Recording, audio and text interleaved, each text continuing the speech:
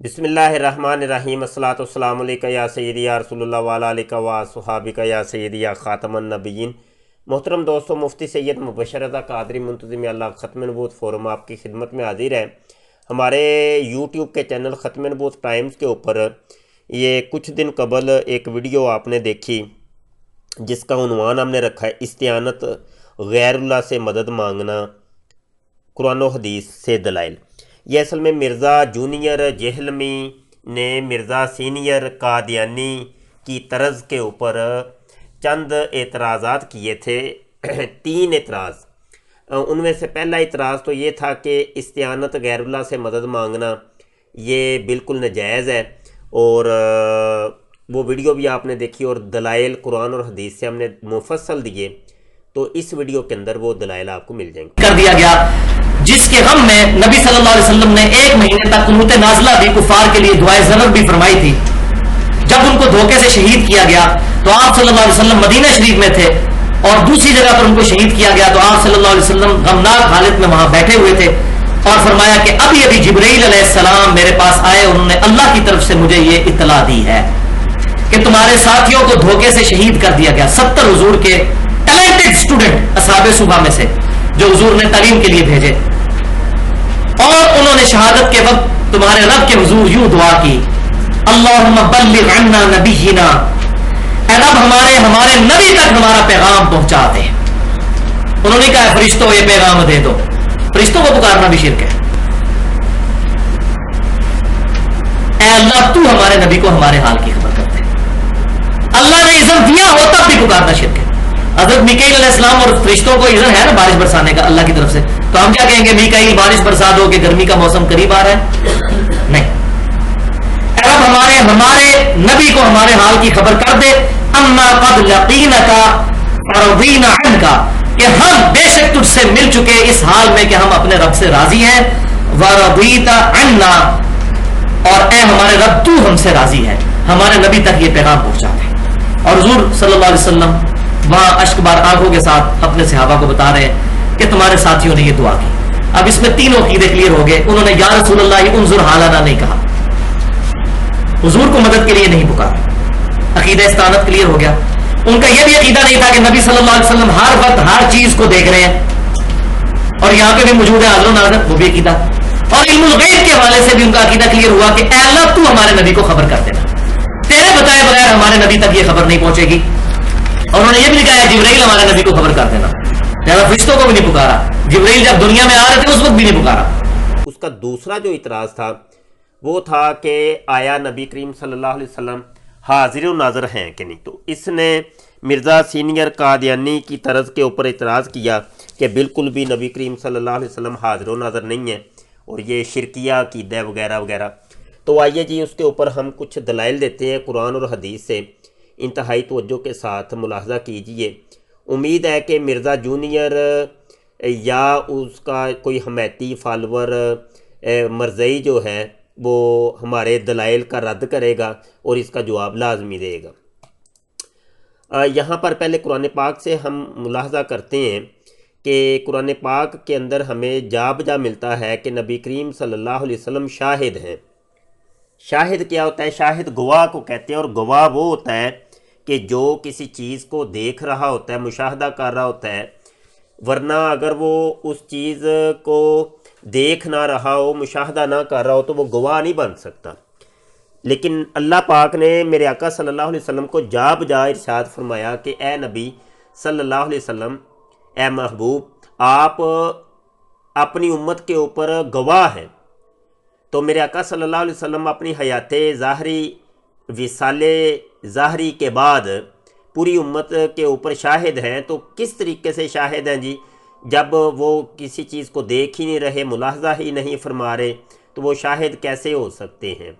जब एक बंदा हाजिर और नाजिर ही नहीं है, देख ही नहीं रहा, हाजिर भी नहीं है, तो वो किस तरीके से शाहिद हो सकता है? तो ये चंद आयात आप मुलाहज़ा कीजिए कि ये सूरह यूसुफ की आयत नंबर 26 आपके सामने है। कहा उसने मुझको लबाया कि मैं अपनी हिफाजत ना करूं, और औरत के घर वालों में से एक गवाह ने गवाही दी। अब देखें, शाहिदा शाहिदुन मिन अहली, हाँ, وہ جو بچہ تھا اس بچے نے حضرت یوسف علیہ السلام کو دیکھ لیا، وہ وہاں وہ بچہ موجود تھا، اس نے اپنی آنکھوں سے دیکھ لیا، تو اس شاہد نے شہادت دی، گواہی دی۔ تو اس آیت سے ہمیں کم از کم یہ پتہ چلا کہ گواہ وہ ہوتا ہے، شاہد وہ ہوتا ہے کہ جو موجود بھی ہو، موجود ہونا بھی شرط ہے اور اس کا دیکھنا بھی شرط ہے۔ یہ تو شاہد کی تعریف قرآن پاک سے ہی آپ کو پتہ چل گئی۔ آگے ہم سورہ احزاب کی آیت نمبر اگر یہ 45 کے اوپر جاتے ہیں تو اللہ ارشاد فرماتا ہے، یا ایہا النبی انا ارسلناک شاہدا و مبشرا و نذیرا، اے غیب کی خبریں بتانے والے نبی، بے شک ہم نے تمہیں بھیجا حاضر و ناظر اور خوشخبری دیتا اور ڈر سناتا۔ اب دیکھیں کہ اللہ کہہ رہا ہے کہ اے غیب کی خبریں بتانے والے، ہم نے تجھے بھیجا ہے، کیا بنا کے بھیجا ہے؟ وہ شاہد بنا کے بھیجا ہے، مبشر بنا کے بھیجا ہے اور نذیر بنا کے بھیجا ہے، ڈر سنانے والا، خوشخبری دینے والا اور شاہد بنا کے۔ اب اللہ کہہ رہا ہے کہ میں نے اپنے نبی کو، اپنے محبوب کو حاضر اور ناظر کر کے بھیجا ہے، لیکن آج کا مرزا جونیئر یا سینئر اٹھ کے یہ کہے کہ نہیں، نبی کریم صلی اللہ علیہ وسلم حاضر اور ناظر نہیں ہے، وہ شاہد نہیں ہے، تو خود ہی آپ کو جواب مل گیا ہوگا کہ اب کسی انجینئر کی بات مانی جائے یا کہ اللہ کی بات مانی جائے۔ اللہ تو کہہ رہا ہے، واضح طور پہ کہہ رہا ہے کہ اے محبوب آپ شاہد ہیں اپنی امت کے۔ آگے ایک اور دلیل میں یہاں پہ دیتا چلوں کہ اچھا، یہاں پہ شہید کا بھی ایک لفظ ہے، اور کبھی کبھی شہید کا لفظ استعمال کرتا ہے اللہ پاک۔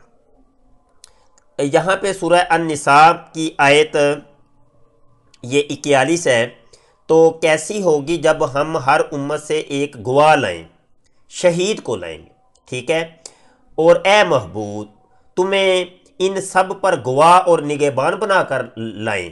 اب وہ دیکھیے، وہ جو نبی کریم صلی اللہ علیہ وسلم کی امت جو ہوگی، وہ میرے آقا صلی اللہ علیہ وسلم کو جب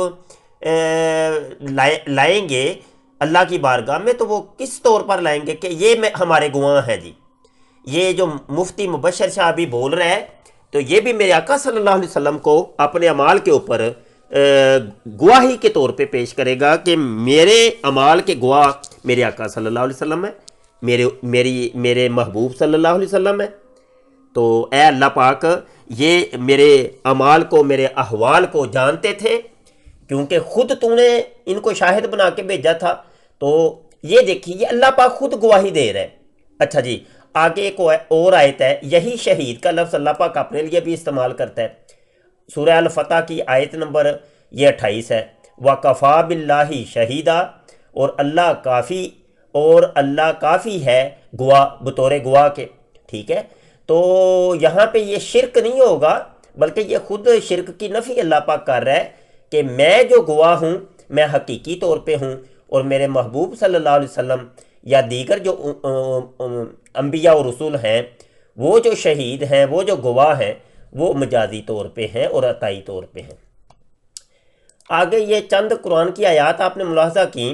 اب ایک یہاں پہ جاتے جاتے میں ایک صحیح بخاری کی ایک حدیث کی طرف اشارہ کرتا چلوں کہ یہ حدیث نمبر 1338 ہے کہ قبر کے اندر جب کسی مردے کو رکھا جاتا ہے تو اس میں فَيَقُولَانِ لَهُ، دو فرشتے آتے ہیں، اس کو بٹھاتے ہیں اور وہ کہتے ہیں مَا كُنْتَ تَقُولُ فِي هَذَا الرَّجُلِ محمد صلی اللہ علیہ وسلم، تو اس شخص محمد صلی اللہ علیہ وسلم کے بارے دنیا میں کیا کہا کرتا تھا۔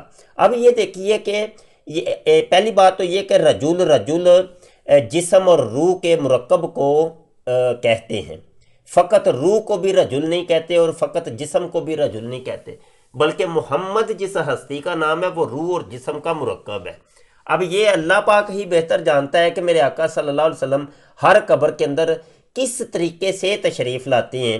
اب یہ حدیث کے الفاظ آپ کے سامنے ہیں، ایک سمجھدار خود بخود سمجھ سکتا ہے کہ یہ اصل میں غیبی معاملہ ہے۔ ایک وہ کس طریقے سے اللہ نے تو ہمیں فرمایا تھا الذین یؤمنون بالغیب، جو کہ غیب کے اوپر بس ایمان رکھتے ہیں وہی متقین ہیں، ٹھیک ہے۔